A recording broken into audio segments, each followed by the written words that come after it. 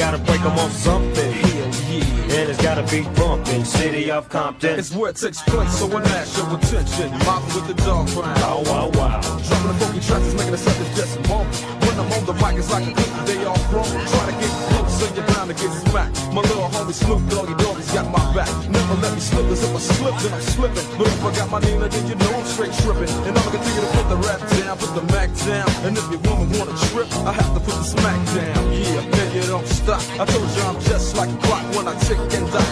But I'm never off on the zone, put the break of dawn. See you when PTO in the city they call Long Beach. Put it straight together, like my homie D.O.C. No one can do it better. Like this, that, and this, and it's like that, like this, and like that, and it's like this. And we ain't got no love for those. So just chill to the next episode. You're going to hear why, kinda.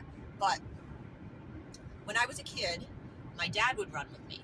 And when I was like just getting into it, he wanted to get in shape, and we're very physical family, you know, just like to be outside and move in our bodies. So that too was part of my youth.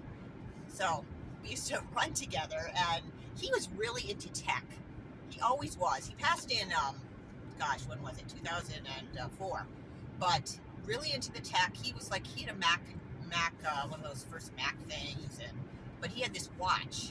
It was a Casio, and it was like the 1980s, probably one of the 1980 around, and it had this way to track. Like you could enter your stride length, and then it would beep every time your foot hit, and that's how it tracked. That was like the original tracker, and I'm going to put a link down there because I had to look it up.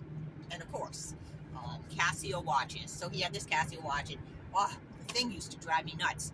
I was always like running with him, telling him to run behind me because he was like farting or something, or this freaking tracker. I didn't like it, but I tolerated it, and he really was into it. And it was just something our family got into with the running and the athleticism type stuff. So as time went on, I think he continued tracking for a while. It wasn't super accurate because there's variability, so they were tweaking this. And anyways, I noticed over the years, you know, I was training different kind of upgrades of the tracking. And when I was training for the Boston Marathon and other marathons that I've run, I was using my phone, and I would track my mileage, and it was much better because, of course, we're using GPS, and it was really freaking super accurate. And so every time I would go, I would track it and track my time and whatnot, and realizing that, I was developing a lot. Well, I was kind of compulsive around it. You know, each day I'd have to go farther, or I'd have to run faster, and I had these statistics, and I drive myself crazy with that kind of thing. I realized that about myself. So when I got over 50, I don't know what came over me, but I decided that I really was pretty much done running marathons, done racing, and done tracking myself. But I was still going to run because that's my therapy. That's my meditation. It's been that way my whole life. So I decided I'd stop the tracking and stop the timing of myself, and not really caring about the mileage. I'd have a basic idea. I mean, I'm not like just blah, but what I noticed was I also was I used cannabis before I ran. So it was a much more like meditative, therapeutic process for me. And I wasn't necessarily training. And I just turned all the trackers off. I didn't time myself. I listened to music, and it helped me focus far more inward. So I could listen to my own body. And I found I was able to push myself even more without these trackers, because I could listen to my body, and instead of externally being focused on this data that I was churning out, I was going within. And then as time has gone on, you know, everybody has their step counters. By the time the step counters came online, I was freaking out. Like, no, I am not freaking walking around with something on me, so every day I can have a panic attack if I don't meet my step count.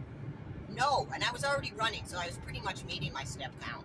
But I noticed it in the schools. The kids were getting trackers. They were getting them used to these ideas. And I can't tell you how many people like to tell me how many steps they took during the day. My mother does it still to this day. And I do understand that motivates a lot of people. I really understand that. I think that we need a balance, and now, as we know, this is all kind of being used to ultimately to kind of harness our biofield for the beast system. We're churning this data out and reporting it.